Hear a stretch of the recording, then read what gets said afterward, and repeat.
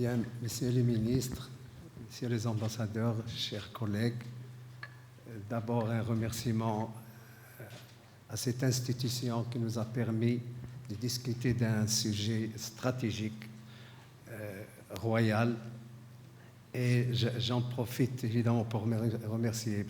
Hassan Alaoui et Mme Kawi pour les efforts qu'ils ont faits pour cette organisation. J'en profite pour dire que dans ce projet particulièrement, j'ai senti une santé concernant la recherche. Cette institution, les think tanks marocains, l'Institut européen des études stratégiques, le Policy Center, l'IMIS, les universités, l'IMRI, il y a eu cette réflexion en meute, productrice d'idées, et qui, j'espère, seront exploitées au niveau de la décision politique par les décideurs. Quand on parle de cet espace, il faut le situer évidemment dans son ensemble. J'espère qu'on mettra une carte ici. Vous voulez la carte maintenant? La régie, s'il vous plaît, la carte. Ce continent béni, sur le plan de sa position stratégique, qui le distingue. C'est un continent qui est sur l'Atlantique, ouvert sur la Méditerranée, ouvert sur l'océan Indien, ouvert évidemment sur les détroits importants sur la mer Rouge, laquelle mer Rouge est conflictuelle en ce moment, et vous le retrouvez avec le détroit de Gibraltar, le canal de Suez, donc ouvert sur tous les continents. Et c'est grâce évidemment à cette position de l'Afrique atlantique. Ce processus qui s'appelle désormais le processus des États africains atlantiques. Processus. Pourquoi? Parce que c'est un projet de long terme, ça a été dit. Et pourquoi justement on l'appelle processus? Parce qu'il s'inscrit dans le temps long. Lequel processus? Moi, j'ai choisi vers une identité stratégique convergente. Pourquoi? Parce que on est obligé, malheureusement, de se dire qui sommes-nous? Quelle force nous constituons?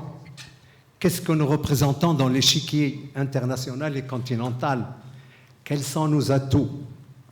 Quelles sont nos insuffisances?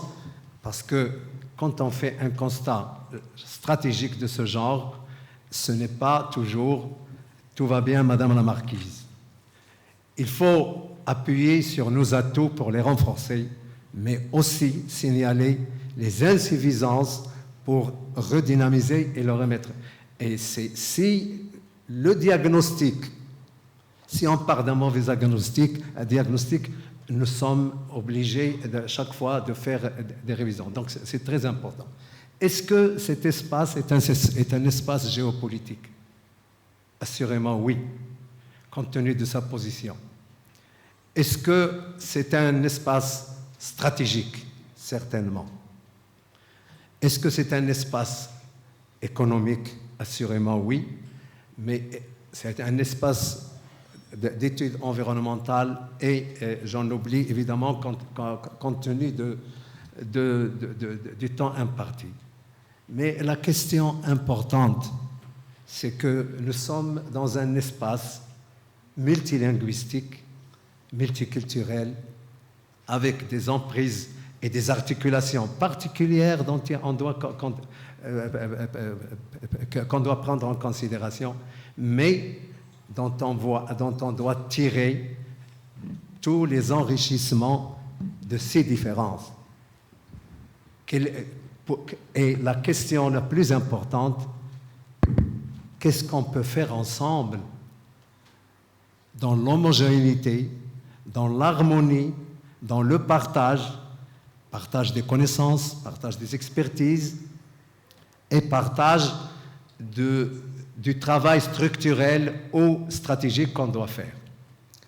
Nous sommes un continent aux enjeux très importants. Les enjeux, évidemment, qui sont liés à la sécurité, j'en parlerai. Les enjeux, et quand je dis sécurité, c'est la sécurité globale. Sécurité et sûreté, sécurité environnementale et l'appréhension des menaces. Malheureusement, nous sommes valeurs aujourd'hui un continent riche pour ses matières premières, riche par ses ressources humaines, jeune et dynamique, mais des vulnérabilités. Et ça, il faut le dire, des fragilités. Nous sommes malheureusement considérés aujourd'hui comme l'épicentre du terrorisme mondial, toute obédience confondue. Un paramètre important. Cet espace maritime est aussi objet de menaces concernant la piraterie maritime.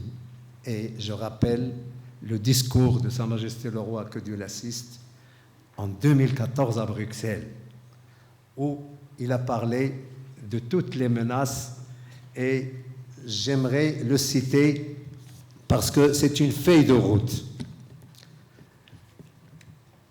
Dans un processus de sécurité et de stabilité, c'est ça qui constitue une priorité centrale.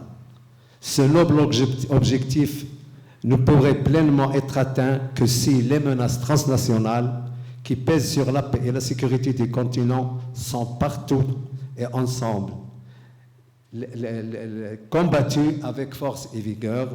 Le terrorisme, les actes de piraterie, le crime organisé, le réseau de traite des êtres humains, le trafic de drogue et d'armes requièrent en effet des réponses concertées, inclusives et solidaires. C'est une feuille de route. La réalité est dite, et à chaque fois que je relis ce discours, je me retrouve en 2021 et beaucoup plus tard. Et donc, qu'est-ce qu'on peut faire ensemble? C'est une harmonisation. L'harmonisation globale, pas que la sécurité. Il y a une harmonisation à faire. Monsieur le ministre a parlé de la connectivité, très importante, la mise à niveau des infrastructures, la mise à niveau aussi du numérique, parce que c'est un espace de près de 14 000 km² avec des ports importants et les enjeux sont énormes. J'aimerais parler aussi des enjeux liés à l'électoralisation. Il y a à voir ces mégalopoles qui sont sur les côtes. Quand on regarde la capitale nigériane, 20 000 habitants, Douala, Casablanca, etc. Il y a une sécurité, si vous voulez, urbaine à faire. Il y a aussi, évidemment, à considérer la mer comme un continuum du territoire. Et c'est ça la vision importante, pas seulement pour le désenclavement des zones enclavées. C'est un continuum, c'est un territoire globalement qu'on doit traiter avec ses atouts et ses faiblesses.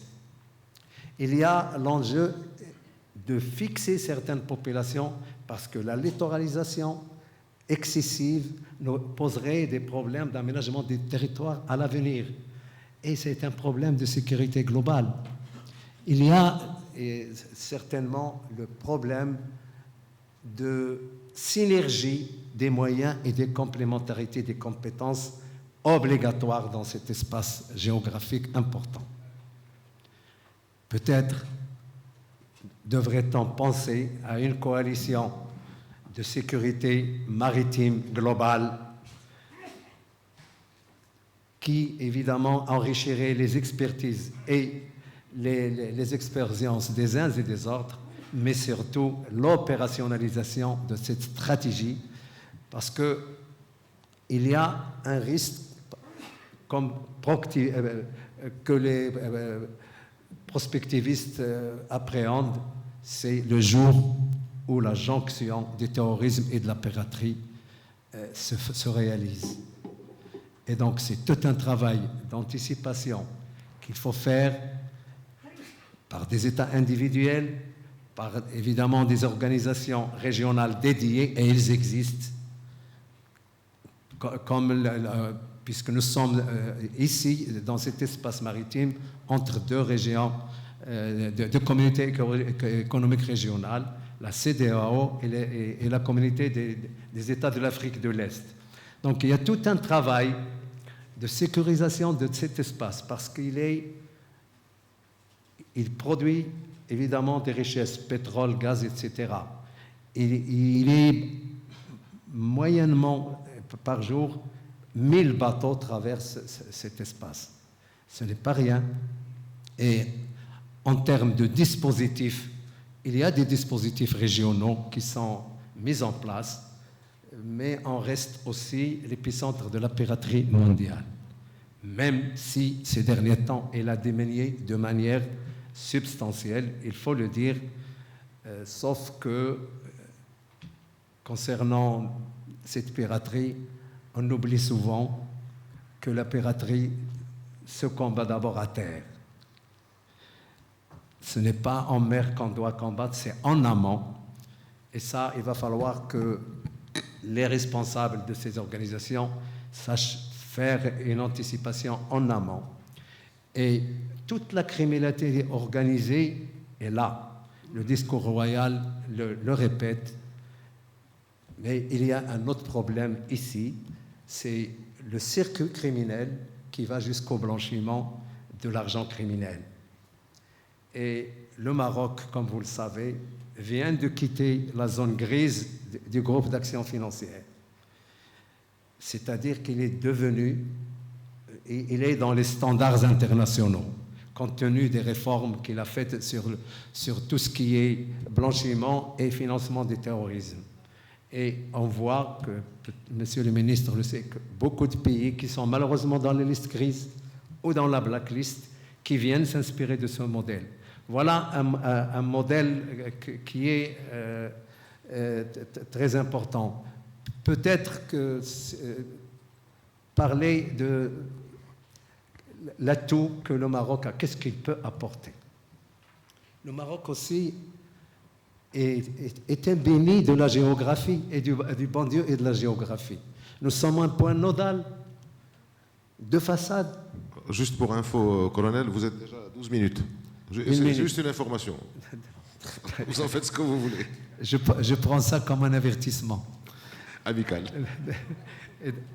Et donc, un point nodal qui lui donne évidemment cette position stratégique énorme, ouverture sur le monde arabe. Et pour conclure évidemment, qu'est-ce que j'ai vu? Un think tank brésilien qui vient de parler du Maroc. Et c'est un think tank, hein, c'est de la recherche. Et pour parler du Maroc, il a dit que ce pays représente un intérêt pour le Brésil. Le royaume s'érige comme une locomotive de la construction d'un large pôle géopolitique qui nous relie par la géographie et des intérêts communs. Le Brésil, porté par sa vocation maritime, reconnaît dans l'Atlantique Sud une partie de ses intérêts stratégiques vitaux. Il serait judicieux d'appréhender le Maroc comme un interlocuteur important qui représente la confluence entre la Méditerranée, le monde arabe, l'Afrique, ainsi que sur des zones d'intersection entre l'Atlantique du Nord et du Sud. Tous ces éléments nous invitent à une analyse plus attentive sur le Maroc, sur la possibilité d'initiatives régionales pour faire émerger l'Atlantique, cet espace de dialogue, de coopération autour du triptyque sécurité, défense, développement. Tout est dit. Eh bien, ça nous Ça nous réconforte et ça nous pousse à pousser dans cette initiative royale altruiste qui est dans le partage, dans la générosité, mais qui doit être prise au sérieux en regardant, en opérationnalisant cette stratégie. Et le Maroc, comme disait l'autre, est un pilier de la construction d'une nouvelle identité atlantique. Le Maroc ne se dit pas comme une force de frappe, comme certains le prétendent. Le Maroc est une force de co-construction. C'est une force d'intégration. C'est une force de générosité et de partage qui, certainement, ne poserait pas un problème puisque tout le monde s'est inscrit dans ce processus auquel nous souhaitons un bon déroulement et surtout un aboutissement important pour l'intérêt des populations de cet espace et de leur développement humain. Je vous remercie.